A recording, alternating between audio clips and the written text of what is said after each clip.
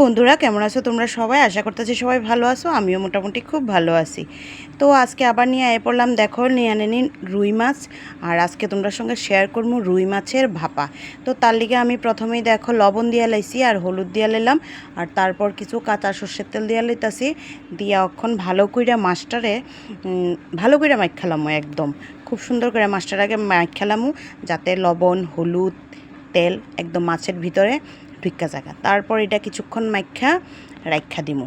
তো কে কে তোমরা রুই মাছের ভাপা আগে খাইছো বা বানাইতে পছন্দ করো বা খাইতে পছন্দ করো, অবশ্যই আমার কমেন্টে জানাইও। আমার তো খুব ভাল লাগে এই রেসিপিটা, আর জানি অনেকেই তোমরা রান্না করতে পারো, তাও তোমরা সঙ্গে একটু শেয়ার করতেছি। তো দেখো আমি কেমনে বানাইতেছি রুই মাছের ভাপাটা। তো দেখো ভালো করে আমি মাইখা লাইলাম, মাইখা এটা রাইখা দিমু 10 মিনিটের লিগে। আর এদিকে নিয়ে আনিছি দেখো কালো সর্ষে, সাদা সর্ষে, পোস্ত, কাজু বাদাম আর কিছুটা কাঁচা লঙ্কা। তখন ভালো করে এটা একটু পেস্ট করে এলাম। তো পেস্টের লেগে অল্প জল দিয়ে দিতেছি। জল দেওয়ার পর আমি দেখো একদম মিহি করে একটা পেস্ট করে এলাম। যেহেতু মশলাটার মধ্যে কালো সর্ষে দেওয়া, এর লেগে একটু কালো কালো দেখা যাচ্ছে, এটা কোনো ব্যাপার না। তো তারপর একটা টিফিন কোটার মধ্যে দেখো নিয়ে নিছি, আর এটার মধ্যেও পরিমাণ মতো লবণ হলুদ একটু বুঝা দিতে হইব, যেহেতু মাছের মধ্যে আগে লবণ হলুদ দেওয়া আছে। তো দেখো আমি এদিকে লবণ হলুদটা দিয়া পরিমাণ মতো ভালো করে মাইখা লইতেছি। মাইখা এক এক করে আমি মাছটি দিলাম দেখো।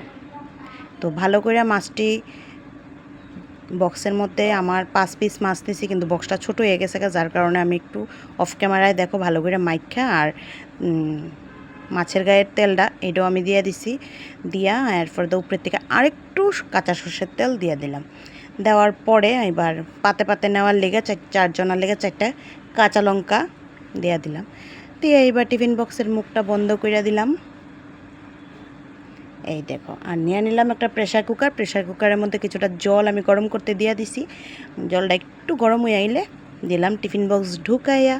দেওয়ার পর এবার প্রেশার কুকারের মুখটা বন্ধ কইরা যেই কাজটা করতেইব, সিটিটারে মানে প্রেশার কুকারের যে মুখের যে সিটি, এটা খুললে দিতে হইব, নয়তো এটা সিটি মারবো, টিফিন বক্সটা নষ্ট হওয়ার সম্ভাবনা থাকে। তো আমি এরকমভাবে করি। তো এটা কি সিটিটা দেওয়া যায় কিনা আমি জানি না। এবার ভালো করে দেখো আমার এটা সিদ্ধ হয়ে গেছে, একদম 7-8 মিনিট লাগাই আমি এটারে সিদ্ধ করলাম। সিদ্ধ করার পরে দেখো ফাইনাল লুক। তো আমার তো কি কমু, এটা দিয়ে আজকের খাওয়া দাওয়া হইব। তারপরেও আমি আদার্স কী রান্না করছি তোমরা লগে একটু শেয়ার করতেছি। দেখো এদিকে চাল কুমড়া ভাজি, আর এটা হচ্ছে চিংড়ি মাছের মাথার ভর্তা, আর ডাল করছি ডাটা দিয়া, আর তো মাছের ভাপা আছেই। তো এক গ্লাস জল নিলাম। দুপুরবেলার খাওয়া দাওয়া এই দিয়ে আজকে সম্পূর্ণ করবো। তোমরা কে কী দিয়ে খাওয়া দাওয়া করলা অবশ্যই কমেন্টে জানাও। টাটা।